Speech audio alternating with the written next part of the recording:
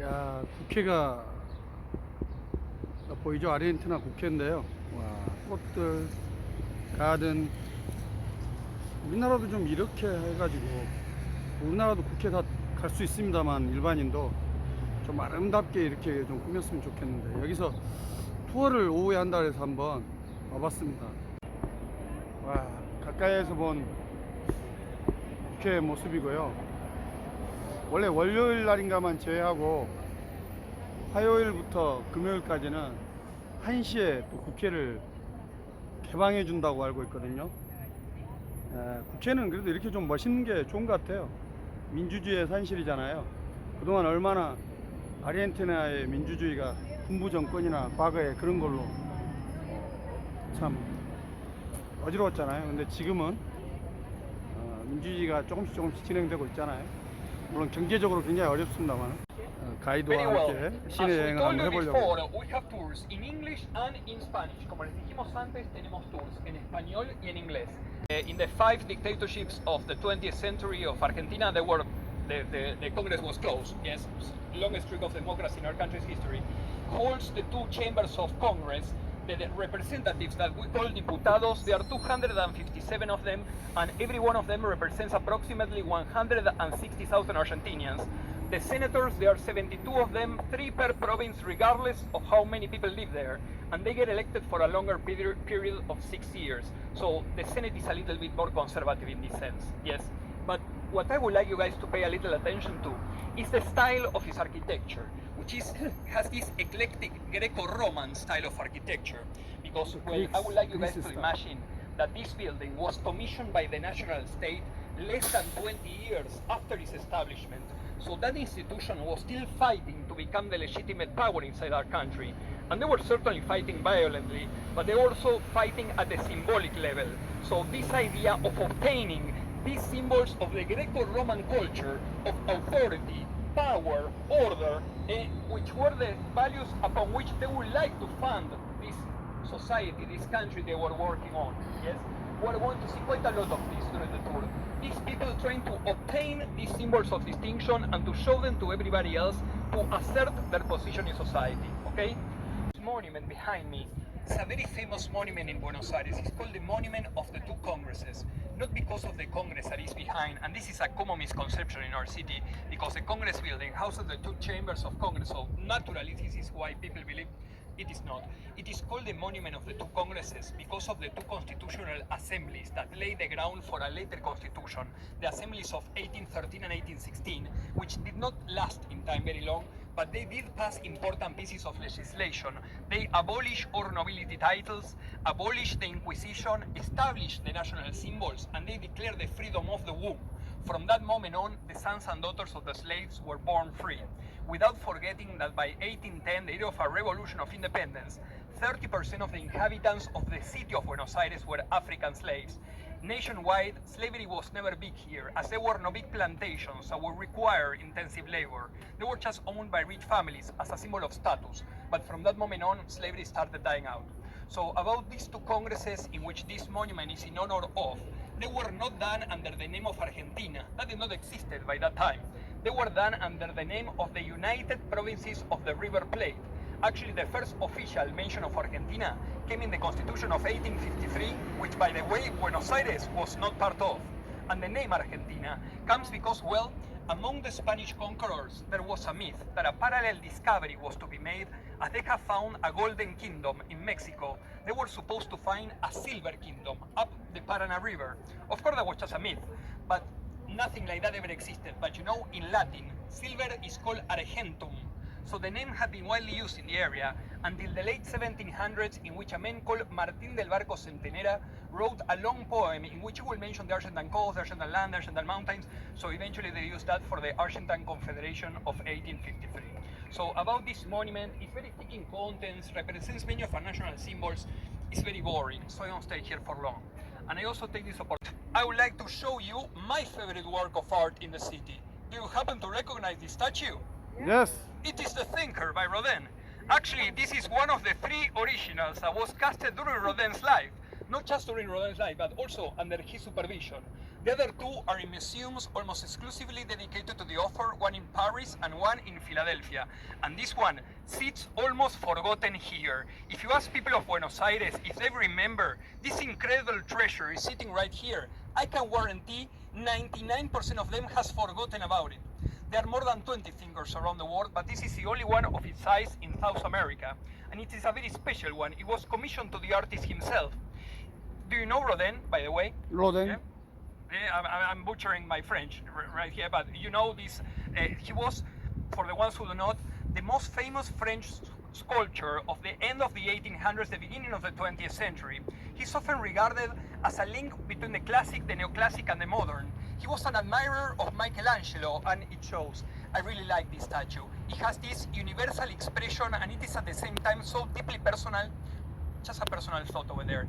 But the story behind this statue is what makes it interesting, because it was, you see, originally commissioned to the artist by the city of Buenos Aires to be placed in the stairs of Congress, where it was for a few years. But then a very wealthy and powerful man moved his influence and got the government to place it here. Why? Well, do you know who this man represents for Rodin, for the artist? I will explain. Rodin thought about this statue to be the central piece of a much larger composition called The Gates of Hell, inspired by the Divine Comedy by Dante Alighieri. Are you familiar with this book? Have you heard about it? For the ones who do not, well, I'm sure there's some expert among you that will prove me wrong, but let's say that Dante was for the Italians what Shakespeare was for the English. His masterpiece is a book called The Divine Comedy, which is a book written in poetry and in the first person by Dante himself. So Rodin thought about this statue to represent Dante.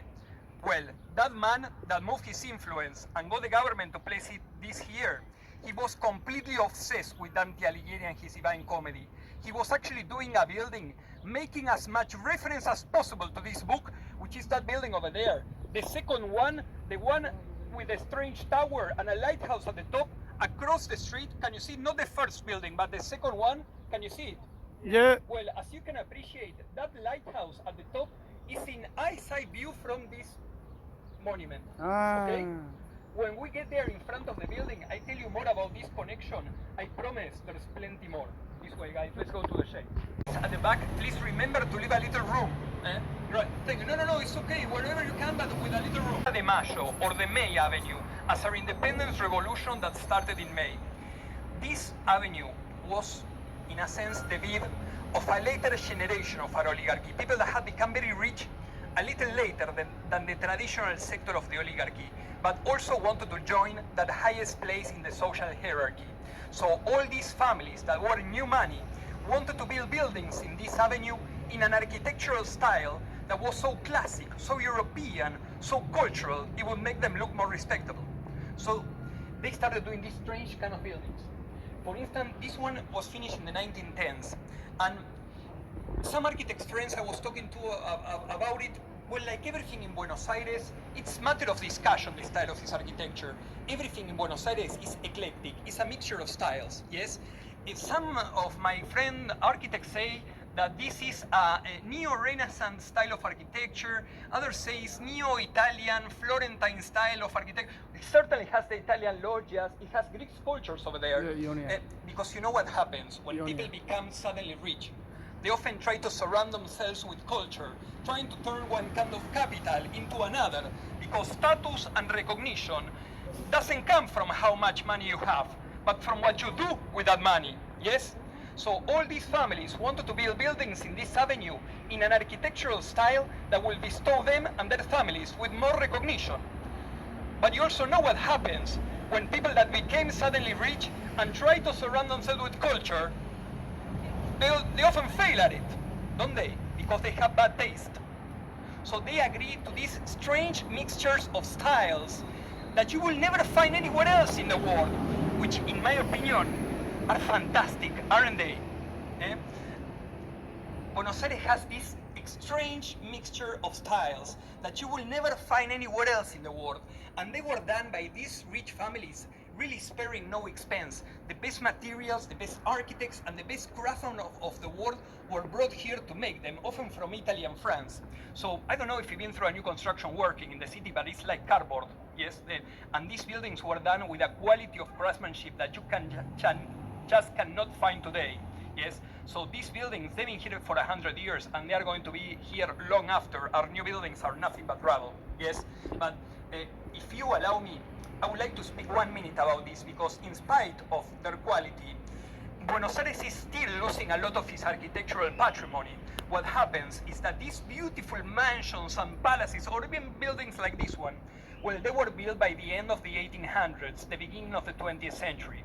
Within the decades, those buildings were left in parts of the city that the people that could afford them and keep them and restore them, which is an expense, they do not want to live there, yes? And the city doesn't want abandoned buildings all around.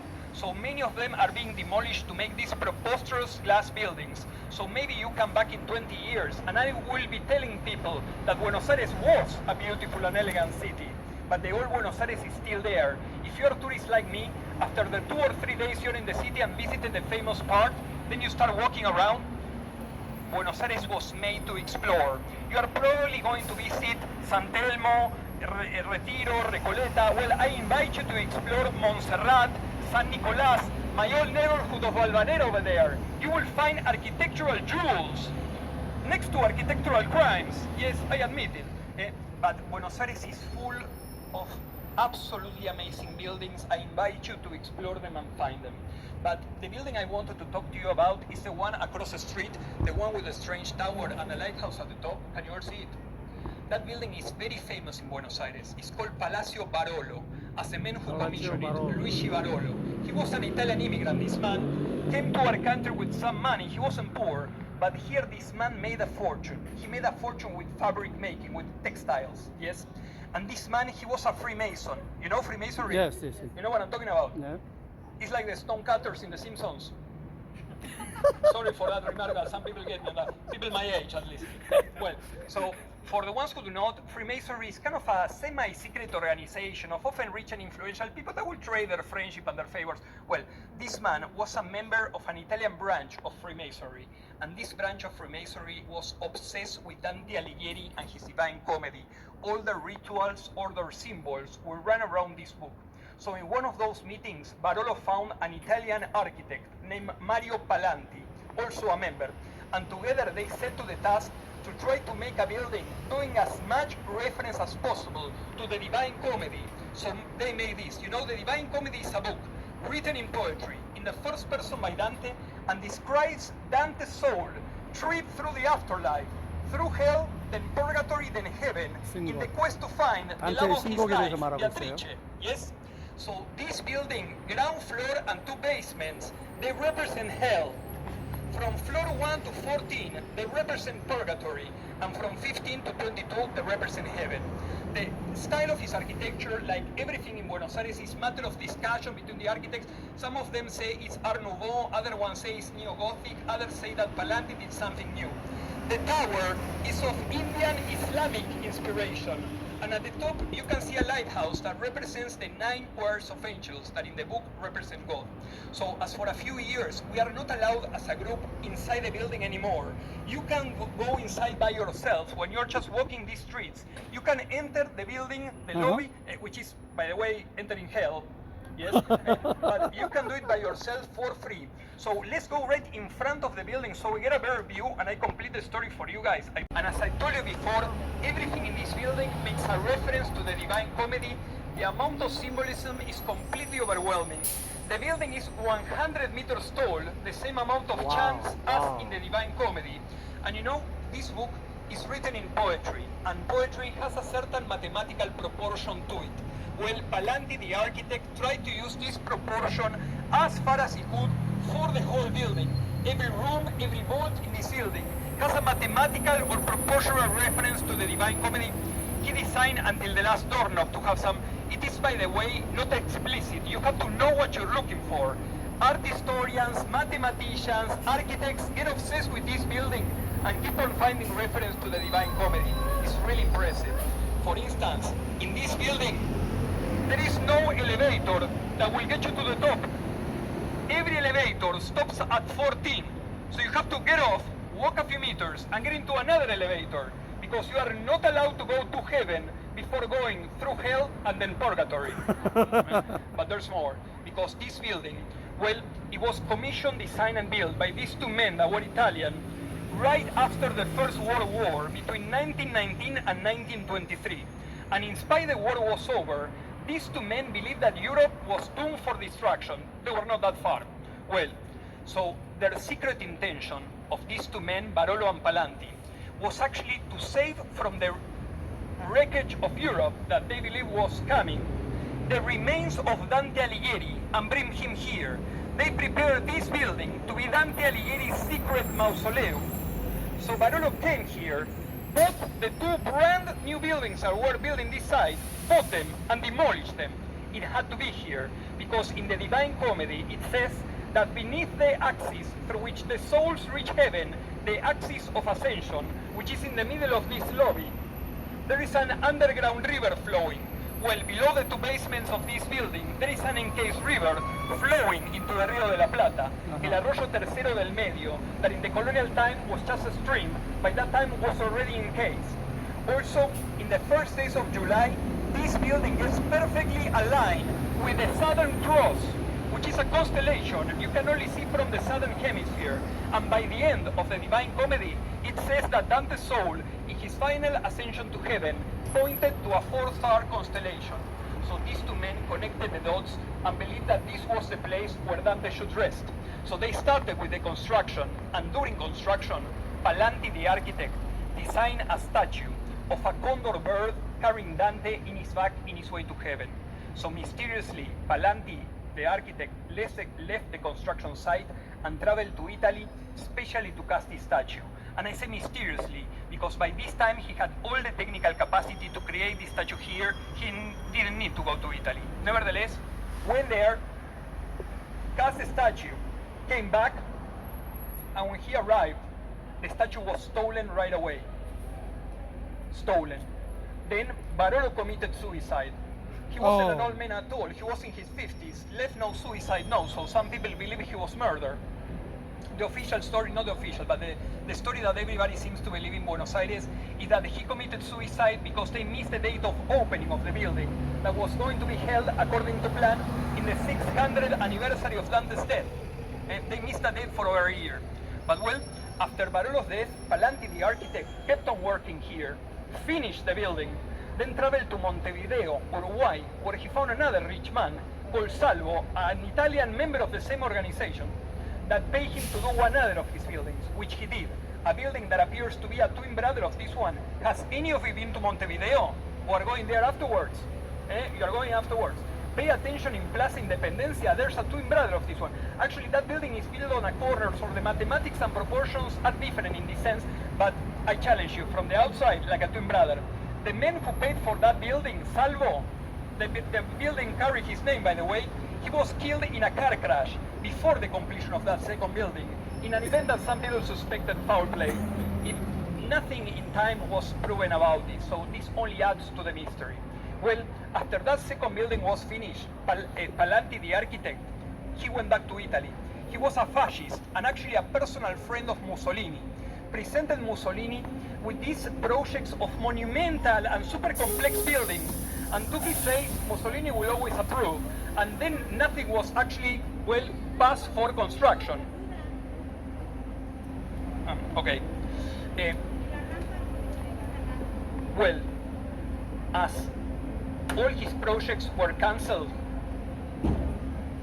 yes, that system works. I have a friend also. 저런 건 참 보기 좋아요, 그죠? Good. So, after that second building was finished, Palanti, the architect, went back to Italy, presented these monumental projects for Mussolini. To his face, he will always approve, and then nothing was actually approved for construction. Palanti took this so hard, he abandoned architecture for good, went to live in the Italian countryside where he died of old age many years later, as a very old man. So for many years, nothing happened. But in the year 2000, that statue that was stolen in 23, it was found. Really? It was in a private collection of an old man in Mar del Plata, which is a city by the sea, 400 kilometers south of Buenos Aires. Wow. This was in the news, yes. It was not the most popular news, I admit it. But some people were paying attention, and among them were some of the current owners of the building, which had nothing to do with Barolo, by the way. but they've been owning the building for many decades now. And you know, to own a part of the Barolo building, at least, it is a sign of status in our city. These people, they have money. They started offering this old man whatever amount of money he will want for the statue back. They could not prove it belonged to them. It was never on display. This man will always reject any amount of money. He wasn't interested in that. Eventually he died. So then they started offering increasing amounts of money to his widow. He will also always reject any amount of money. Eventually she died too. And when she died, the statue was stolen right away. And it was not stolen because of the artistic value, because it was cut off. It was not stolen because of the brass, because they actually left the heaviest part, so no one knows. And the urban myth in our city is somehow the remains of Dante are inside this statue. Yes, this is impossible to know. And officially Dante is buried in Ravenna, Italy.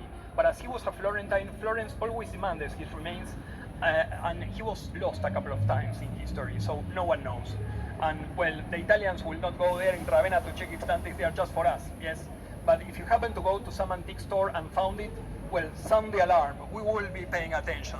So, you know, guys, approximately a year ago when we came back with the tours, I did some research to stay on top of things, and I really did not expect to find anything new about this case, but there was. Because approximately 2 years ago, the owners of the building were able to find the base of the statue, and they bought it, and they have it inside. It is not on display, by the way, but they released some pictures, and in the bottom of the base, it says mausoleum. No one knows. If you happen to come by, you can go inside the building and stand in the axis of ascension, yes? Well, now you will see that right there, there's a reproduction of the statue. The one that is now inside is not the original one, yes? This one was done by the mother of one of the current owners of the building approximately 10 years ago. Seemed to be done by a child, to tell you the truth. Yes? It's very different from the gargoyles and the symbology that Pallanti left. Remember, this ground floor is deep into symbolism of hell. Yeah. Which is, by the way, often rented for weddings. A friend of mine got married there. So far, so good, I would say. So there are tours to this building. There are traditionally 3 companies fighting each other to do the tours of the Barolo building. I do not endorse any of them, yes, but they do a good tour. I'm afraid of giving you prices or schedule because even 1 year after the pandemic, everything is upside down. Please go online and check. It used to be approximately between $10 and $20 for a 1 hour and a half tour. I thought it was okay. I will only say this. If you are not comfortable in narrow spaces, this might not be the tour for you, because the last few floors to the lighthouse, that is in a very narrow staircase with one wall on one side, one wall on the other, somebody in front of you, somebody behind. I didn't like that part. If you want to visit the building with any of these, well, approximately 3 years ago, they opened a bar in the 16th floor called Salon 1923. I did not get the best reviews about the alcohol they serve, but they have the terraces over there. And it's just wonderful to have a drink when the sun is coming down. There are few high views of Buenos Aires, but they have, in my opinion, among the nicest. You have to send them a message through Instagram before coming, or maybe you can come here. If it's early, you can. Just a recommendation. Avenue as an Independence Day, 9 of July of 1816. If you ask people in Buenos Aires, everybody will share the same misconception. Everybody in our city believes this is the widest avenue in the world. There's no way of knowing this, yes? And I know for sure that in the capital city of Brazil, in Brasilia, there is an even wider one. But they actually call that one an urban highway. So go figure. If you get into an argument with a porteño, somebody from Buenos Aires about this, just humor them, yes? You know, go to the crazies and the drunks, you have to say, yes, you're right, so employ the same method. Very well. At this point, I also would like to ask you, do you recognize the person depicted in the facade of that building? Do you know who she was? Eva Perón. Okay, so that was Eva Perón. Eva Perón, president's wife. For the ones who do not quite place her, approximately 25 years ago, there was a very popular movie with Madonna and Antonio Banderas in it. Yes? Called Evita. That was a bad movie, by the way. Yeah, they are not born yet. No historical, no historical accuracy at all. Che Guevara is there. Yeah. That's nothing to do. Was just an Argentinian, so they throw it in. Yes. By the way, Che Guevara never had any kind of incidents in Argentinian politics whatsoever. He was just born here. So, to explain a little bit about Eva Perón, I should explain a little bit about Peronism, and I should be able because I'm a sociologist, I have studied this. But to tell you the truth, it's very difficult. Rivers of ink have been poured about this issue. Nobody seems to agree. It's so complex and contradictory. Listen, if there was one intellectual in Argentina in the 20th century, that was Ezequiel Martínez Estrada. His book about Peronism is called ¿Qué es esto? What is this? Yes, because it's so contradictory and complex. So, Eva Perón was the wife of Juan Domingo Perón, that was good or bad, I'm not getting there, the smartest politician in the 20th century of Argentina. A total fox, completely asleep, a different speech for every different political actor. He has supporters from the right and from the left, people that will hate him, they will meet him to argue with him, they will become his supporters. He's a man of an incredible personality, affable, outspoken, even funny, a natural-born charismatic leader. And there are many accusations about Perón being a Nazi. And I don't think that you will ever catch Perón saying, doing, or wearing Nazi stuff. But many of his friends certainly were Nazis. Yes? And he was also trained as an intelligence officer, both in Italy and Germany during the 1930s. So you do the math. Yes? I would say that Perón admired many things about fascism, but there was never a component of racism or anti-Semitism there, which existed in our country, before, during, and after Peronism, yes? So what is Peronism? Difficult to explain. Listen, this is my humble attempt, okay?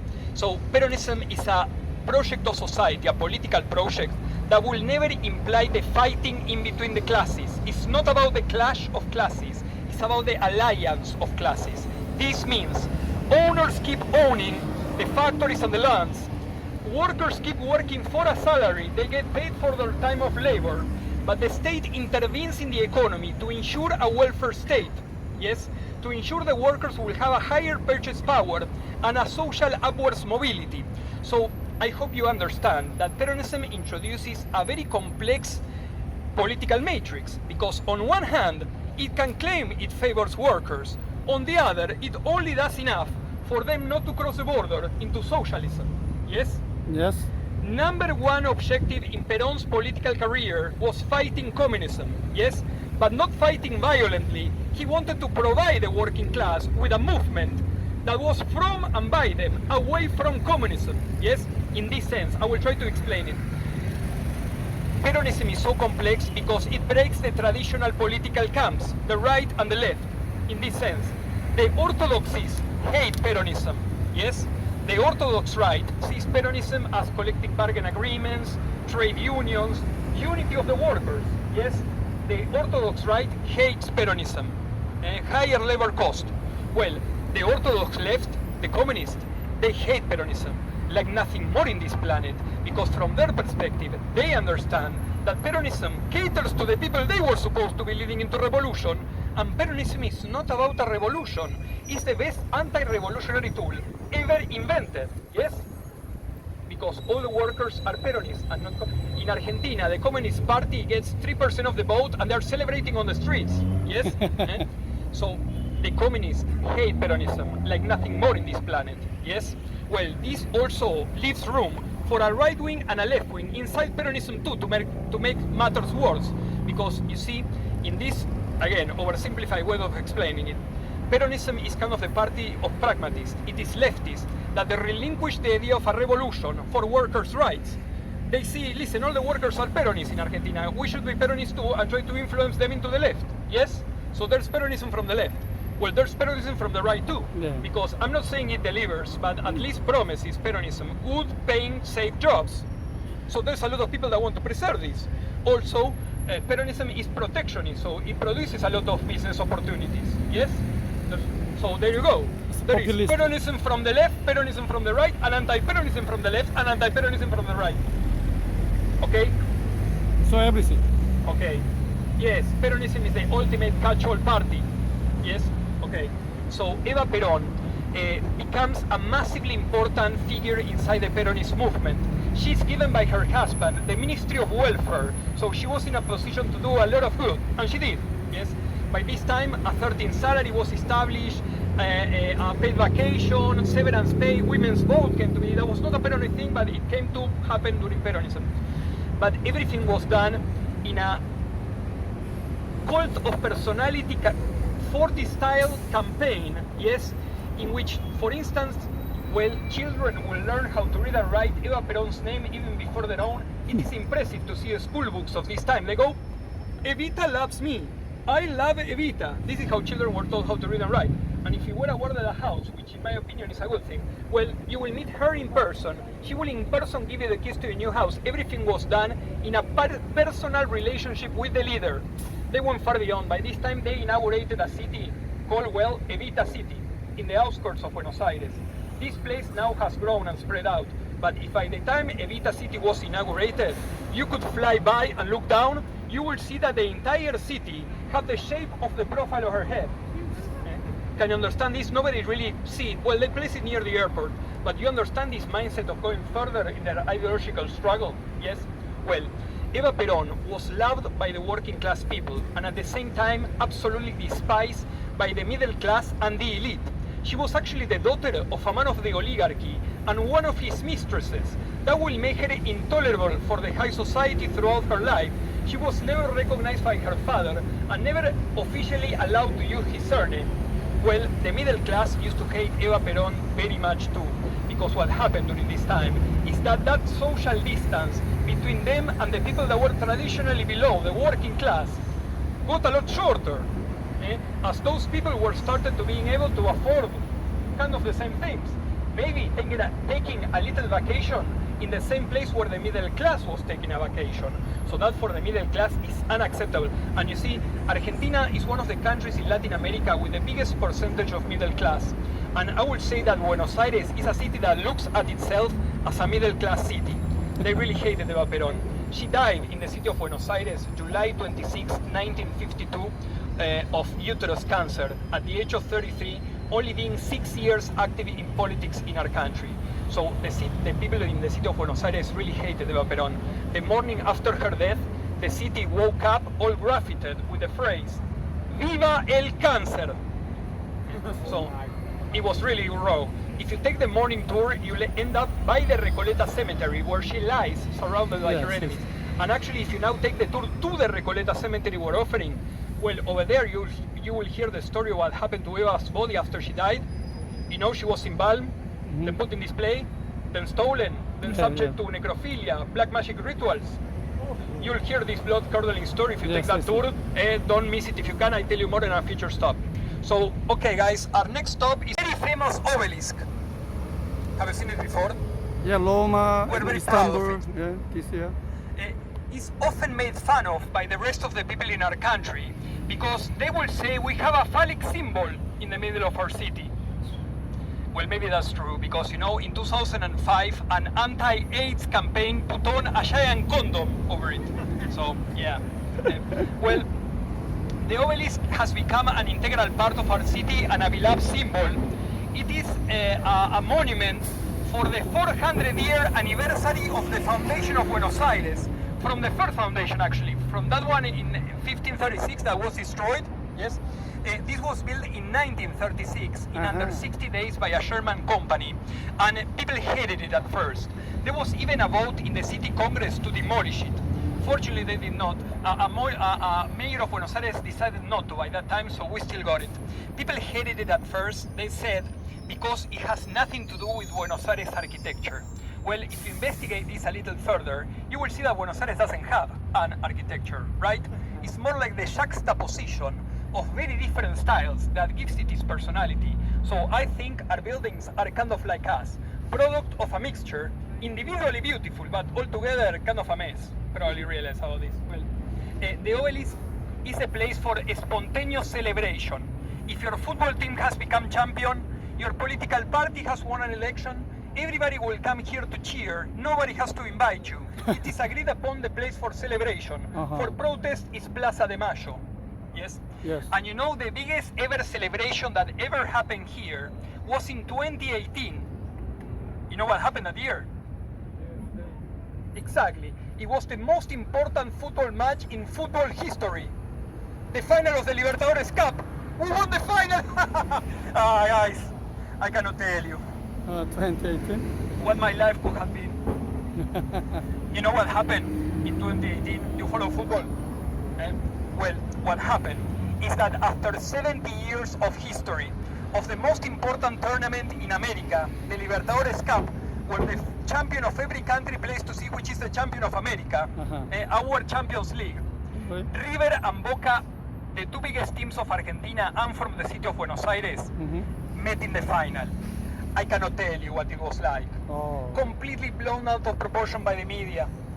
In the 40 days since both teams won their semi-final, until the final was played, I could not sleep. I had to take a pill to watch the match. All right. But we won the final. I don't know what my life could have been. You know, you are in a special time in our country, guys. Yes, because there's 20% of us. We're just holding hands, running through the meadows of Nirvana with a happiness inside that it doesn't matter what happens in your life. You can go back to this memory and we were born again. Yes, our lives Born change. again. Change, yes. But there's another 20% that is dead inside. They have no more soul. It's beautiful. Okay. It's like the Walking Dead. You can see it in their eyes. They are dead inside. Beautiful. I was in the subway 1 week after the match, and there was this girl with a Boca shirt, and she suddenly started pouring down crying. And I want to get close to her because, you know, in my backpack by now, I'm carrying a jar and I'm collecting their tears. This is the best antidepressant in the world. You don't have to take it. You only watch it but feel warm and cozy inside. Beautiful, beautiful. You see, for instance, Argentinians, we love reaction videos, which is embarrassing. Yes, I admit it. But if anyone here has a YouTube channel, Yes, well, yeah. react to Argentinian stuff and get an extra 20,000 views. Yes? Well, Argentinians will film themselves watching football matches. And one has to be fair. Boca Junior fans film themselves and put it online. And I can spend hours watching them watching the match, especially that last 12 minutes in which their heart breaks forever. Beautiful. You know, football is very important. Good. So this behind me is Café Tortoni. It's the oldest standing cafe in Buenos Aires. It was founded by a French immigrant in 1858 and named after a famous cafe of Paris. It has changed little through the years. It's beautiful inside. So if you happen to come by and there's no queue, like now, I will advise you to go inside for a coffee or a tea. Also very customary here, chocolate with churros. Churro is a fried Spanish pastry, often in Buenos Aires filled with dulce de leche. For that is okay. I would not advise you to come here for anything else, as the quality is not what it used to, not even for the coffee, yes, and it's super expensive. But to enjoy the place perfectly, sometimes I get into trouble here. Also, this place, they have a tango show, yes. It's quite intimate and small. It's the cheapest tango show I could find in the city. At least 2 months ago, it was approximately 6,000 pesos. My next talk is about inflation, so I don't know. Listen, guys, this cafe is super beautiful. The city of Buenos Aires has a scheme called the noticeable cafes, which are these old cafes of the city that were failing financially, and the city will support them with tax extents and, well, this one is the most traditional one, but just a week ago, the second most traditional just opened back after a 10-year renovation called La Ideal. Beautiful there, yes? This one and La Ideal is worth taking a little visit over there. Super beautiful, yes? Well, this place, they have a tango show, which is nice, okay? All tango shows are 100% touristy. There's no escaping this, yes? Well, this one was the cheapest I could find. Most tango shows that have come back are the top tier ones, and they are quite expensive. Many of them offer you the possibility to just buy the ticket to the show and avoid the meal that is often associated with the show. I think that is a good deal, because that food they serve is often not worth the price, yes? Yeah. And you're seeing the same show as everybody else, yes? Yes. If you want to stay out of the touristy tango shows, you can try to go to a milonga. This is where people actually go to dance tango. Yeah, milonga. I like very much a place called La Catedral del Tango. Have you heard about it? Some of you. It's a nice bohemian place that from the outside looks like an abandoned factory. But you go inside, it's okay and it's quite cheap. Every hour until not Mondays, but every other day from 5 p.m. to 10 p.m. there are tango lessons, and at 10 no more lessons, and people come to dance. And well, you know, the thing with milongas is that they do not often want people there that do not know how to tango. Yes, but the milongas that offer tango lessons before the milonga starts, naturally they are more open to beginners. Yes, so, but I will say this, to warn you at least, you know, everything about tango and milonga is extremely male chauvinistic. Yes, tango is extremely male chauvinistic, but in the milonga, actually women have the power, because the unspoken rule in the milonga is that a woman has to look at a man right in the eyes and make obvious eye contact. That means she is allowing you to approach her and ask her to dance. So in the milonga, watch out who you look in the eyes, because they come like hawks. Okay. So about tango, tango was born in prostitution houses and illegal gambling places at the beginning of the 20th century. So as that was its origin, it was considered immoral. Thematically, tango is like the blues. Yes, it's the cry of the people. In this case, former European peasants with a medieval mind suddenly thrown into the urban life of the 20th century.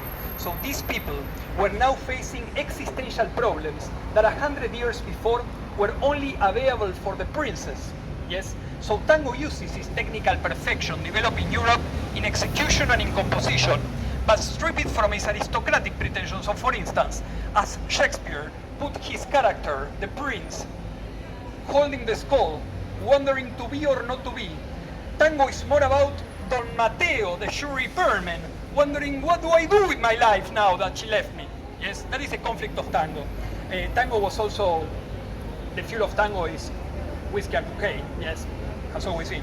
So tango was considered also, I would like you guys to imagine that 80% of the immigrants that ever arrived in the city of Buenos Aires were men.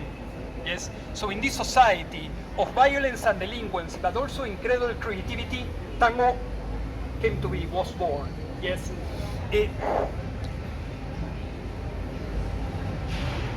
Well, tango was considered immoral. Then in the 20s and 30s, we have the greatest tango singer there ever was, called Carlos Gardel, from my neighborhood. Have you heard about him? Some of you. He was a fantastic singer, and he made tango popular in Paris, yes, in Europe. Once tango became popular in Europe, then the upper and middle classes of Argentina accepted tango as a local thing. Before that, it was only for the lowest. Yes. Well, Carlos Gardel, died very young in a plane crash in Colombia in 1935. So then in the 30s, 40s, 50s, and 60s, we have a great musician called Osvaldo Pugliese. He had a classic upbringing in music. So when we started doing tango, tango became more respectable. The musicians say that with Pugliese, tango put on the tuxedo. Yes? And then in the 50s, 60s, 70s, and 80s, we had the greatest tango musician there ever was, called Astor Piazzolla. Have you heard about him? Some of you have. Well, Piazzolla was an important person for our city. He was a difficult man, all right, as all geniuses often are. When he started changing tango in the 50s, more in just a music to dance to, he was famous that he could not walk down the streets of the city without getting into fistfights with the supporters of the old school of tango that hated him so much. Nowadays, nobody questions Piazzolla. Much like the obelisk, he has become an integral part of our city and a beloved symbol. The musicians say that with Piazzolla, tango put on the astronaut suit, because he took it so many steps ahead. So, listen guys, by the end of the tour, I offer people my email. It's a delicate one to have in the tour, but I think it's an important one, so here I go. I would like to underline once again, as I said at the beginning of the tour, that what you're getting now is only the vision of one local. You'll find opinions as you'll find Argentinians, yes? Because this talk is my humble attempt of trying to explain the crazy economic situation we're facing right now and how does this affect your trip, yes? So, again, only the vision of one local. You'll find opinions as you'll find Argentinians, yes? Yeah. Okay, so I don't know if you guys were reading about our economic situation before coming to our country, but we are now facing one of the worst economic times in our country's history. Inflation rate this year next month is ending at 96% inflation. Yes? Interest rate is over 100%. We have the lowest salary in the last 30 years. And as you might imagine, we beat the record every month because inflation was so much faster than any increase in salaries that could be made. We are coming from years of recession. You probably have seen so many people scavenging, sleeping rough. Not something traditional in our country. It has been happening in the last 20, 25 years, and it has been exacerbated by the pandemic, without any question. So why does Argentina get into cyclical inflationary processes? Well, you should ask an economist. Yes, I am not. But from my point of view, certainly printing money with no control is part of it. Yes, without any question. But by now, as we have been through so many periods of inflation, I think there is a component there which is a self-fulfilling prediction. Yes, as by now, nobody trusts the currency that our government offers. Yes, everybody expects that the moment you have a peso in your hand, it starts losing its purchase power. Yes, that's right. Yes, this has happened many times in our country's history. For instance, in the 80s, when I was a kid, Argentina was battling inflation, so a new currency was introduced. It was called Austral. Started 80 cents of an Austral equal $1. Yes? 6 years later, that ended at $1 equal 10,000 Australes. So imagine if you were saving your money in Australes. You lost it all. Yes? So it is engraved in our schools, tattooed on our brains, that our money loses its purchase power all the time. No one trusts our currency. That in the 80s actually ended in a hyperinflation that I remember because in 1989 I was 8 years old. I remember going with my mother to the supermarket and the prices were going up so fast that the clerks of the supermarket could not cope with repricing the goods. So they started yelling the new prices desperately through the microphone of the supermarket. So by the time you grab something from the shelf till you run to the counter to pay for it, what you have bought, they have actually increased in price. It was a total crazy situation. I remember me and my mother just pouring stuff inside the cart we didn't need. We only knew that 2 days later we will not be able to afford them. Yes? So as you might imagine, this cannot stand in time. That ended in looting, people falling into poverty, and a government leaving office 6 months before its time. So the government we have afterwards, through the 90s, was much worse than this. Was a government of a corrupt, cynical, evil president. Listen, I don't want to offend anyone, but I get a lot of Europeans in my tour, so I try to describe this president of the 90s as a Berlusconian kind of president. Yes, evil and corrupt, but at the same time super fun. Oh, Menem was fun. He was always doing these scandals, taking your attention away from. Okay, so that government of the 90s was, by the way, a Peronist government that came into power promising every solution possible for the workers. They got into power and betrayed any promise they made. Actually, the first thing that government did was confiscated the people's deposits in banks. So you have your savings in the bank, and one day, instead of your savings, you have a government bond for that amount of money. Yes? The day that bond opened in the market, it was 40% of its value. So people lost 60% of their money. Banks bought the bond, waited on, and did a 60% profit. So we don't trust banks. Yes? Good. So, well, that was not the worst thing that government did. That government of the 90s actually made many promises during the campaign, and they betrayed every one of them except for one. And that promise was to stop inflation, which they did. But how? Well, one day that government came out on TV and said, from tomorrow we will have pesos again. That we still have is the same currency we have now. Yes?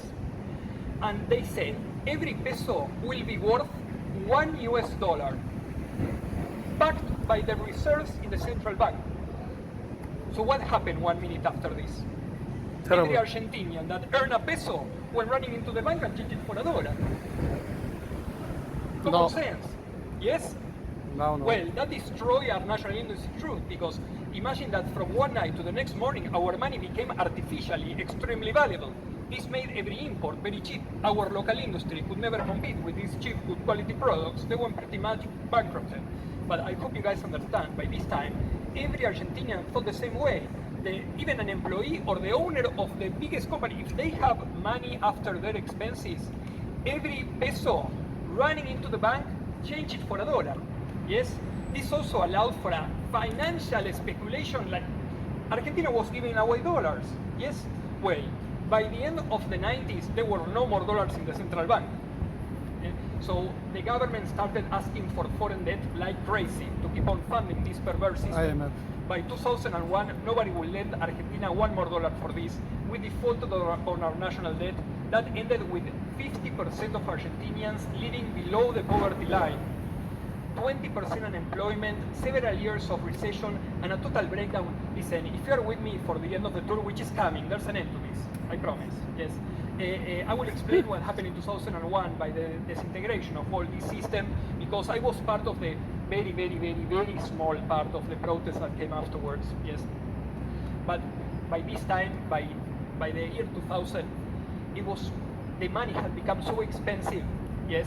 Nobody had pesos. The provinces did not have enough pesos to pay for the salaries. So 20 out of 24 provinces in Argentina started printing their own currencies. All different rates, one to another, different names.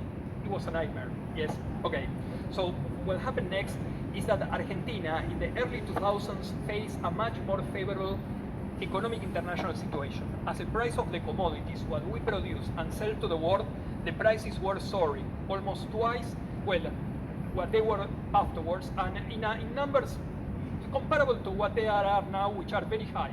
So, you know, by that time, a lot of money started coming into our country because exports of agricultural products, they pay a lot of tax. This money came into our country and started moving the wheel. So the government of that time, which I'm not getting into this discussion, all right, but it's a government that will portray itself as left-wing terrorist. Well, they used this money that was coming in to pay for a chunk of the foreign debt, and also, more importantly, to start paying subsidies to the people. Water, electricity, transport, everything became heavily subsidized in this time.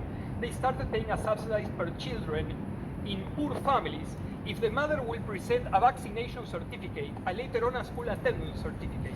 This was seen by many people as a handout, and in some cases, they might be right.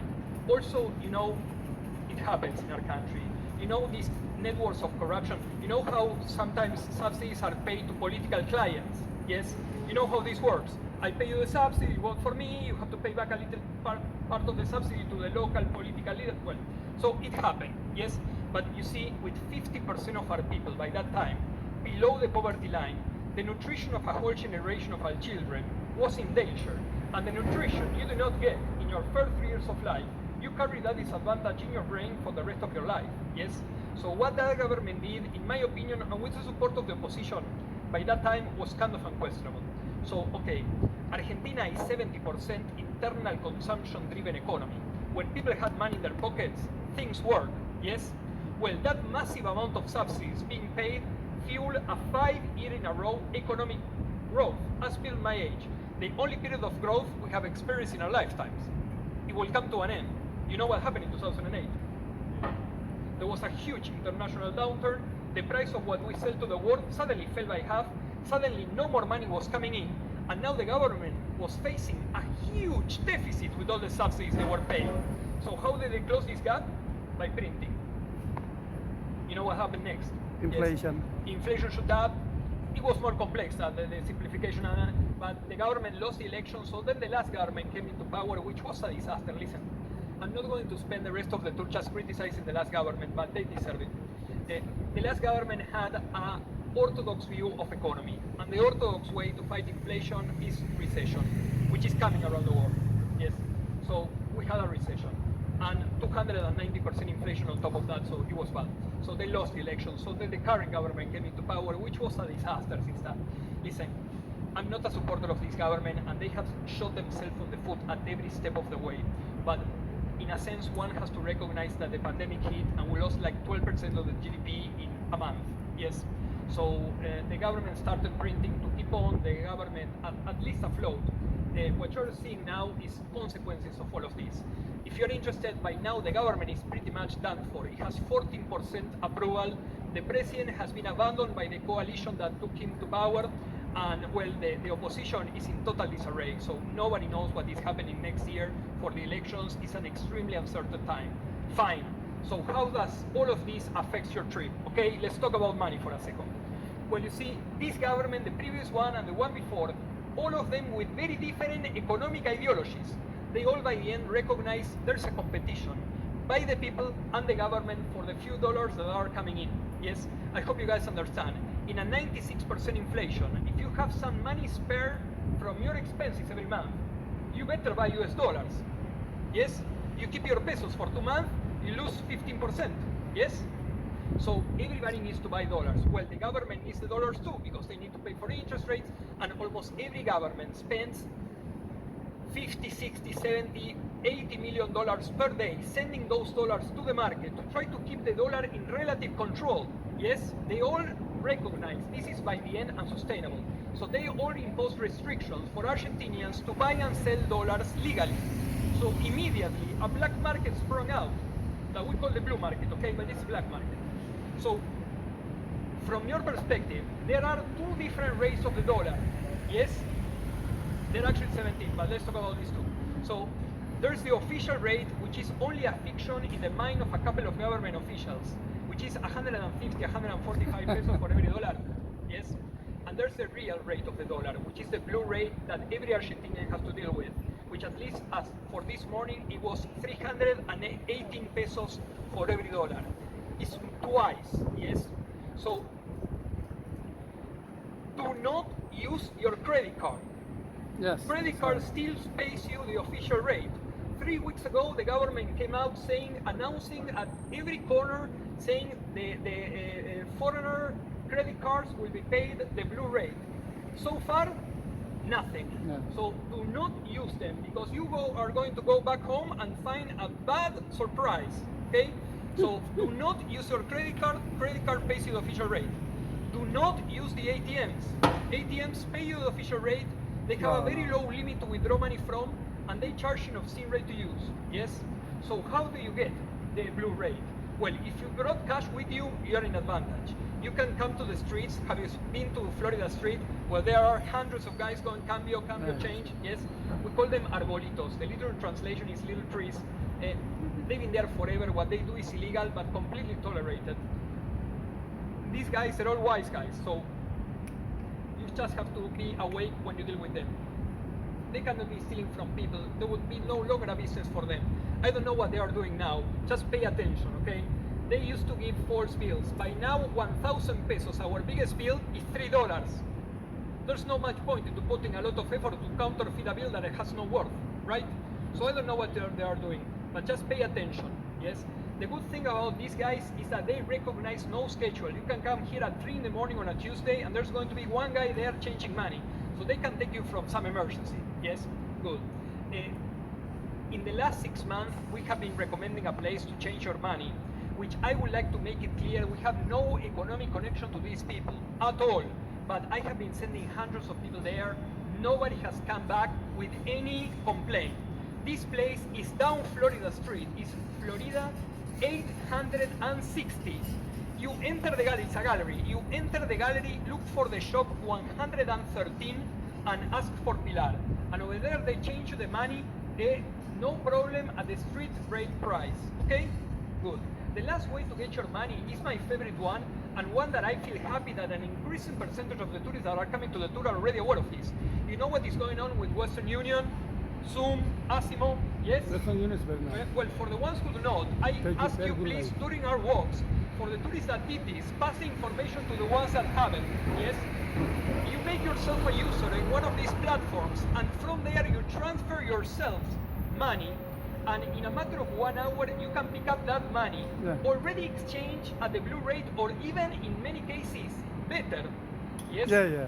At tens of places down the city, where you can get your money at this rate. So listen guys, do it, because at 150 pesos for every dollar, Buenos Aires is expensive as European cities. Yes? At 318, you can have your steak dinner with wine for $13, man. So do it. Okay. Promise me. Gracias. Okay? Links are in the email that if you send me, I send you, I understand. So very well guys, 2 more stops in Plaza de Mayo and make it fun. In Plaza de Mayo. This is where Buenos Aires was founded for the second and final time. It was founded like the Spanish always found their cities. They put a pole in the middle of Plaza Mayor and from that place they will organize the city all around. That pole was situated a few meters to my right from this monument, but the urban myth in our city says that that original pole is now inside this monument. Well, from that place, the Spanish will organize the city all around. Where the pink house is, used to be the Buenos Aires fort. Yes, the water line was just beneath this building. All the land that is from there to the actual shore, which is almost a kilometer away, was won to the river in the 20th century. Yes, in the colonial time, river started just below this meadow. That white colonial building that you can see across the plaza is our Cabildo. That is the building where the colonial government was held and where our Revolution of Independence started, 25th of May of 1810. Every major political event in Argentina either started or has some repercussion in Plaza de Mayo. But what I would like to discuss with you this afternoon is about this symbol on the floor. Have you seen it before? Guys, at the back, can you please come a little close so you can see it? Do you recognize this symbol? Have you seen it before? The white headscarf. Yeah, Yes? scarf. It's a scarf. Okay? This is a symbol of the mothers of Plaza de Mayo. Have you heard about these women? They were the ones fighting against our last dictatorship. Have you heard about them? I will explain. From 1976 to 1983, Argentina was ruled by a military dictatorship. As in many times in our country's history, a new government will come into power and they will say, everything that was done before is no good. We are going to start from scratch, like refunding the country. Unfortunately, this time this was made by a military dictatorship. This dictatorship wanted to transform our country and our society to comply with their own views, which were extremely socially and politically conservative, extremely neoliberal in their economic views. So what they wanted to do was to erase the left. By that time, Peronism was divided into a right wing and a left wing, with armed clandestine terrorist organizations among them both. Well, the dictatorship wanted to use the right to erase the left, and also to get rid of Marxist organizations that by that time had picked up arms and did damage without any question. So I don't want to treat the people that was killed by the dictatorship as just angelical victims, because that would be to take any agency from them. But you see, many of them were violent. What should have happened is these people should have been presented before a judge within the frame of law, found guilty, put in jail. Nothing of this happened. Yes, they were massacred. Because, well, you also know how in a genocide, the perpetrator makes the definition of who is acceptable or not. So among the people that were killed by the dictatorship, there were many of them that picked up arms and were violent without any question. But there was also among them some intellectuals, or maybe you are just teaching people how to read and write in a slum. If the police or the military will feel suspicious about your actions, you will be branded as a subversive, and that will be it. Yes? So it will work like this. Police or the military will come to your house, they will kidnap you, and no one else will ever hear about you again. So the families of all these people that were often young, well, they started going to authorities and asking them, well, where's my son, where's my daughter? They will all get the same answer. They will be told, we don't know, we don't have them. They disappeared.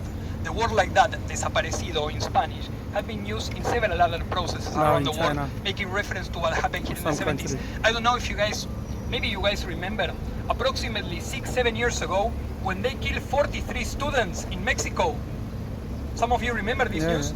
Well, afterwards, the families of all these people went to the streets to protest with a banner saying desaparecidos, because in the Spanish language, this word is pretty much charged from what happened here in the 70s, not just in Argentina, but in the whole South Cone, yes?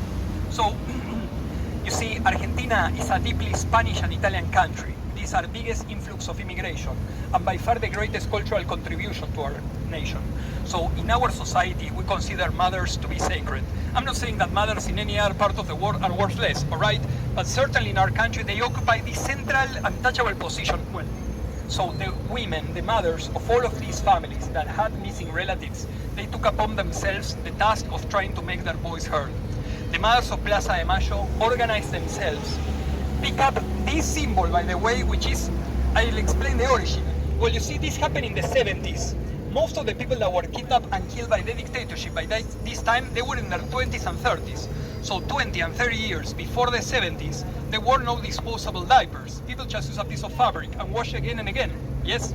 So these mothers went into their children's old stuff and found their old diapers, and they used them as headscarves, yes? This is the symbol that you see. The mothers of Plaza de Mayo, you see by that time, the dictatorship had imposed what they called the state of siege. That meant no gathering in the streets of more than 2 people. 3 people will be considered a protest and illegal. Yes, what we are doing right now will be considered a protest. We will be thrown into jail without any legal procedure, of course. Yes, so the mothers of Plaza de Mayo thought that they have found a loophole in the rules that the military has set to protest. Yes, they wanted to make their voice heard. So the mothers of Plaza de Mayo started coming here, and only in pairs, locking arms, and in total silence, wearing the headscarves, they started walking, never stopping, always walking, around this monument every Thursday, 3 o'clock, demanding to know what happened to their relatives. In this way, they were not violating any of these ridiculous rules set by the dictatorship, and because they were mothers, they thought they would be spared. Of course, they were wrong. A man that we now call the blonde angel of death, a young good-looking man by that time called Alfredo Astiz. He was actually a member of the Navy Intelligence Service, infiltrated the mothers of Plaza de Mayo, told them his sister was kidnapped too, and ended up sending the first 5 of them, founding members, to a concentration camp where they were subsequently killed.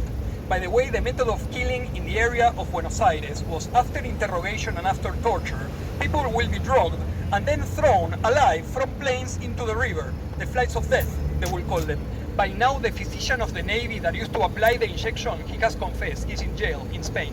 So after these first 5 mothers of Plaza de Mayo were killed, the rest of them, they kept on coming here because they were very brave and they have lost already what was most important for them. So they kept on coming.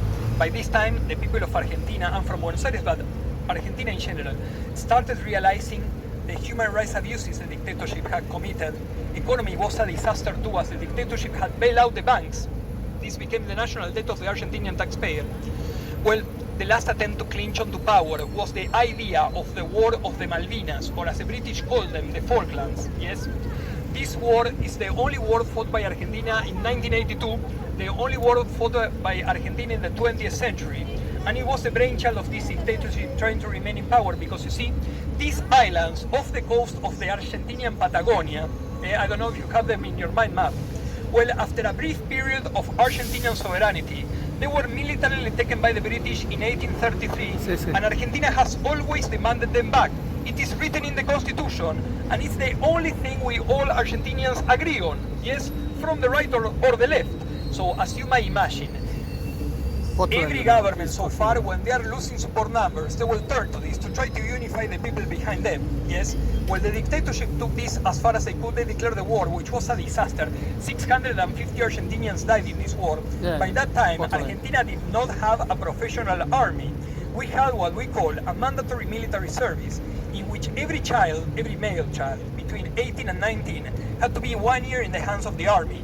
And everybody knew in this time you will not be taught how to be a soldier. You just have to withstand an incredible amount of abuse. So they send these kids there without proper training, without proper gear, to fight against professional soldiers. Actually, the British, they sent the Gurkhas to fight them.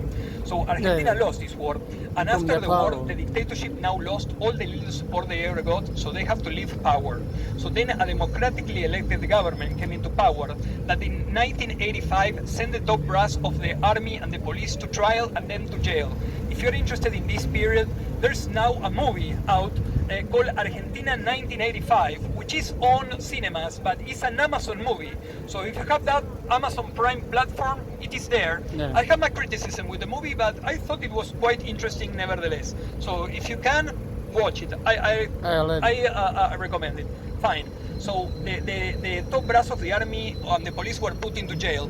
What happened next is that from 87 to 90, there were 4 military uprisings, not designed to take power again, but to show the democratic government that the army still had power and there was nothing happening to their friends. So that government of the 90s, which was corrupt and cynical, well, and not only that, they also passed laws through Congress saying that, with support of the opposition, saying that all the people involved in the 70s violence were pardoned. as if nothing has happened, free of charge, from both sides, back into the streets. Yes. So during the 90s, there was not just this terrible economic situation, there was this sensation of impunity and injustice in our society. By that time, the mothers of Plaza de Mayo, they went into politics. They associated themselves with people. Our politics is a grind, and they lost some of their prestige being there, yes. But along this organization came another one called the Grandmothers of Plaza de Mayo. Have you heard them about the Grandmothers? Well, it is calculated that among those 30,000 people that were kidnapped and killed, there were among them 500 pregnant women. Yes, and as the militaries were very socially conservative, they would not kill a pregnant woman. This would amount to abortion. So in their twisted sense of morals, what they did is to wait until the woman gave birth, steal the baby from her, kill the mother, and then the babies were given in adoption to police and military families that could not bear children. Illegally, of course, under a false name, yes? So all those families know that by the time their daughter was kidnapped, she was pregnant.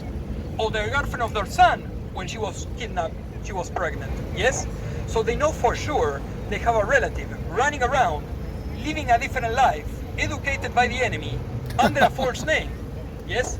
So what the grandmothers did is in the 80s and in the 90s, which was not an easy time in our country, they started traveling abroad, mainly to the United States, where they met the scientific communities. They got a lot of support, and they got the scientists of the 80s to develop something that was a development, a DNA test that could tell if somebody was your grandparent. Yes. So the grandmothers came back, opened a state-of-the-art forensic DNA analysis facility, which still stands among the best in the world. And every one of the grandmothers went there and took a blood sample. So every time they have a chance for a microphone, the grandmothers end up saying, if you were born between 76 and 83, and you have doubts about your identity, come along, we'll take a blood sample and compare it. Already 100 of them were found. Wow. I have to say, when any of these people is found, that is in the first page of every newspaper in our country. Approximately 6-7 years ago, the 95th was found. He is the grandson of the woman that spearheaded all this movement, a very strong and courageous woman called Estela de Carlotto. She was a school teacher by the time they took her daughter. She was looking for her grandson for 37 years, and she got to meet him. I have to say, the afternoon in which this news broke out, the country stopped. It was so emotional for us.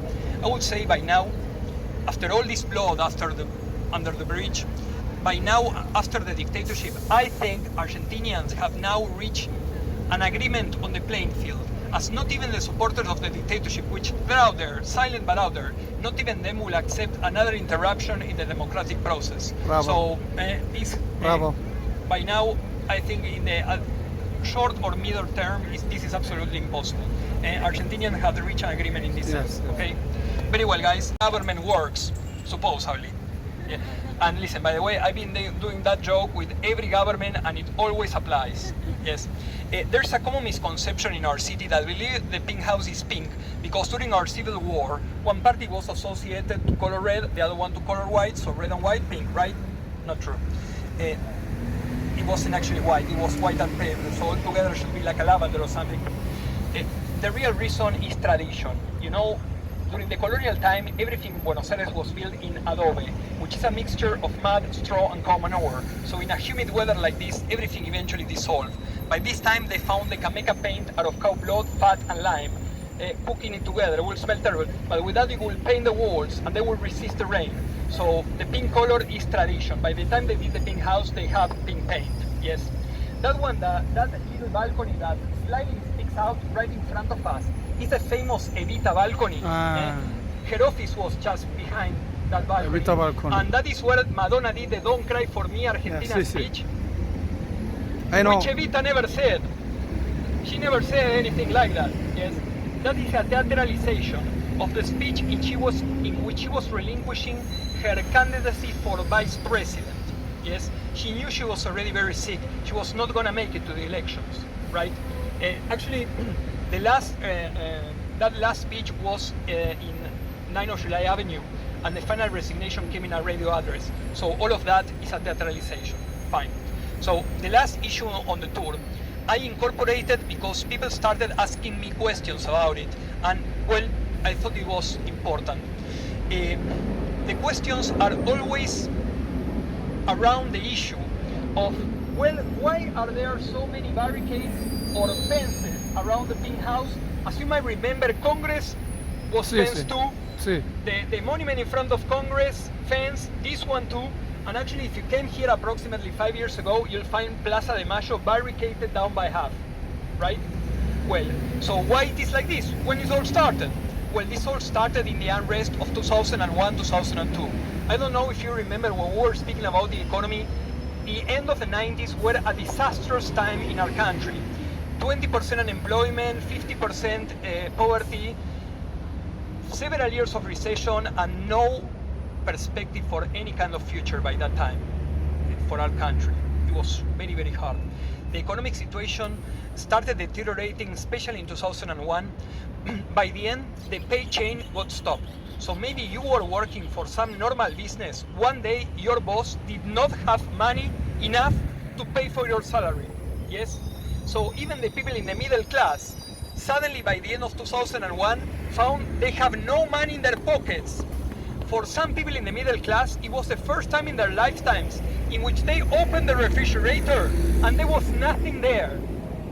Yes, people in the middle class are not psychologically prepared for something like this. This left a deep mark of anger in our country. So a new way of protesting started brewing spontaneously from the people. It was called a cacerolazo. That is when you grab your pan, your pot, you go to your balcony, to your window, to the doorstep of your house, and bang it as hard as you can. TV chefs actually recommended the people to use the lids, which are much more efficient to do noise. So in this way, you are just at home, hearing the deafening noise coming from the neighboring neighborhood. You grab your pan and go along, because by this time, it was not against a political party, it was against a political class. People were completely fed up, yes? So the situation kept on deteriorating until 2 of December 2001. That day, if banks will open, the banking system of our country will be effectively bankrupted in the first hour.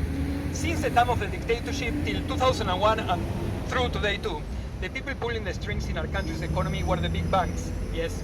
Well, they removed any restriction for them, started gambling. By the end of 2001, they were in the brink of financial collapse. If 2 of December 2001, banks will open, 1 hour later, the whole banking system of our country, dead, yes? So before this will happen, the government, after 10 years of no intervention in the economy, that morning they decided to intervene. You know, here banks open at 10, yes? At 9, 1 hour before, the government came in a nationwide address, TV, radio station. After a long introduction, they say, well, we, your government, we have reached a decision this morning. We have reached a decision. We allow the banks not to return the deposits of the people. Are you imagining what would happen in your home country, something like this? By that time, banks already had metal protection on their doors. People went to their toolboxes, found their hammers, went to the doors of the banks. Thief, give me my money back! All around the country, yes? Well, in the following days, situation became deteriorated and deteriorated. More and more people were in the streets until 19 of December 2001. That day, the country was in the streets. And you know, no government likes these people in the streets, right? So at 6 o'clock in the afternoon that day, 19 of December 2001, the government, for the second time in the crisis, decided to intervene. They came in a nationwide address that it was an effervescent moment, guys. Everybody in our country was looking at them. They come on TV, and after a long introduction, this is 6 o'clock in the afternoon, 19 of December 2001, people in the streets all over the country, they came out, and after a long introduction, they say, well, we, your government, have today reached another decision. We have reached another decision. We impose the state of siege. No gathering in the streets of more than 2 people. 3 people will be considered a protest and illegal. Suspension of constitutional guarantees, like in the dictatorship. So that was the drop that broke the glass, as no one in our country is going to take such an order after what we have been through. Also, you don't give Argentinians orders. So it was total disobedience. Everybody came into the street that night. I was 20 years old that night. If you allow me, it was the call to action for my generation. Because you know, the people that were 10 or 20 years older than me, they were children or young in the 70s. That was not a good time to be young in our country. Their spirits were crushed. These people know what could happen. But 80s and 90s kids like me were brought up in democracy. Suspension of constitutional guarantees, we all came into the street that night. I used to live around 25 blocks from here. I came out walking with my father. Around 8:30, we were standing 1 meter away from the king house. There were some riot gear police, they were doing nothing. People started coming, and this is a place for protests in our city. Thousands of people started coming here. It was completely peaceful. People were walking their dogs, pushing strollers. I learned this word the other day. I used to say children chariots. Correct my English, I was trying to do a better job. Prams, all right? So it was totally peaceful. People started, in Argentina we turn everything into a football match. So people were singing to the government, the state of peace, shove it up your ass. Yes, but it was peaceful. Then I saw around 8:30, approximately 20-30 football hooligans. They all came together, no shirts, soaking wet because, December is super hot here. Ice these out of their sockets because of the drugs they were having. Backpack full of stones. They all came together, clearly organized. By whom? By the police? I don't know, but somebody did. They all came together. Nobody told me. I was there. I saw it. They all came together, started pelting rocks to the police for 10 minutes. Police doing nothing. Then I see the police chief getting a walkie-talkie call. He made like that, and it was rubber bullets and tear gas for everybody. I remember fleeing the plaza, being pushed by my neck down by a totally desperate father with his 2-year-old boy in his arms, escaping from a gigantic tear gas cloud. So in that night, and subsequent 3 days, 39 people died in Buenos Aires, clashing with police. As a part of the police, I acted well. I'm sure a part of them acted well. Another part really lost it. Started firing live rounds to people. Horseback riding police beat the mothers of Plaza de Mayo. They came to join the protest, beaten. And that ended with our president escaping the pink house in a helicopter that briefly landed on the rooftop, which is not prepared to receive a helicopter, by the way. So the helicopter will touch ground, the president will jump inside, and they will leave before the people will set the pink house on fire. So from that point on, the barricades are here to stay. Yes? I would like to make it clear that this is not the government that made that repression, but no government will abandon the opportunity of keeping their people at a safe distance. Yes? So we're coming to the end of the tour. And I understand this is a very low note in which to end the tour. So I had a couple of jokes, but then the government changed and they are not applicable anymore. So I was wondering how should I end the tour in not a completely cheesy and corny way, which is not easy. Yes, put yourself in my position. This is a strange job that pushes you to reflect about your country in front of foreigners, no less. So I would say that Argentina is a country of passion. Not going there, okay, I promise. But listen, if you get to stay long enough, you will see that Argentinians are passionate people. Argentinians study very hard, train very hard. Argentina has 2 World Cups, 5 Nobel Prizes, and 2 Wow. awards deserved but never given. Jorge Luis Borges, our greatest author, he was better than many that got the Nobel Prize. Yes? And Dr. René Favaloro invented bypass surgery. How many people did he save? Never got it. So next year, root for us, guys. I also hope that during your visit, you can enjoy that greatest cultural advantage that Argentina has over the rest of the world, the bidet.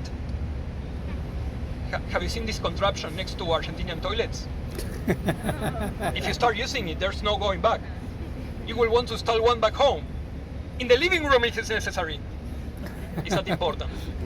I also hope that, I would like to leave you with this, my little explanation of why Argentinians are so belligerent in our internal politics. And listen, I'm on Twitter. The amount of hatred over there is beautiful. I enjoy it. It's like a drug. But the belligerence in Argentinian politics is because, in my opinion, every Argentinian, what I'm going to tell you is something that is known by every Argentinian. Yes? And that's, in my opinion, is what makes us angry. Because every Argentinian is perfectly aware that Argentina is a country of 47 million people that every year produces food enough for 400 million. Shouldn't be any poverty here, right? It doesn't matter if you're from the right or from the left. In Argentina, we all agree there should not be any poverty here. How to get there is what we discuss, yes? And we discuss strong. If you're coming to Argentina, be ready to argue to the bone, yes? So Guys, I hope you enjoy this city, which is impossible to encompass. Buenos Aires has 20,000 bars and restaurants. Yes, you can come back 100 times and not knowing this city. Yes. I hope you enjoy this city that has been through so many periods of splendor and decadence, one on top of the other, that produce this very special personality, that to enjoy it, you have to look beyond what is perfect and pristine and symmetric and new, and should be able to enjoy what has been broken 100 times and then put back together 100 times, because that makes it so much more interesting and worthy of your attention.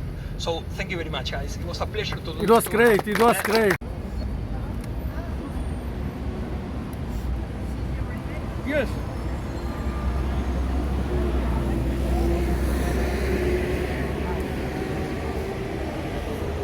Oh God.